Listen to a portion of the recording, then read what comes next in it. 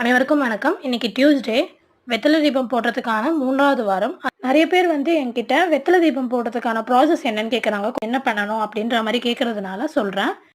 பொதுவாக செவ்வாய்க்கிழமைனாலே முருகனுக்கு உகந்த நாள். செவ்வாய் ஓரையில் செவ்வாய்க்கிழமை அன்னைக்கு வெத்தலை தீபம் போடுறது ரொம்ப ரொம்ப விசேஷம். செவ்வாய் ஓரை டைம் பார்த்தீங்கன்னா காலம்பரை 6 to 7, மதியம் 1 to 2, நைட்டு பார்த்தீங்கன்னா 8 to 9. இந்த 3 டைமில் எந்த டைம் உங்களுக்கு கம்ஃபர்டபுளாக இருக்குமோ அந்த டைமில் வெத்தலை தீபம் போடலாம்.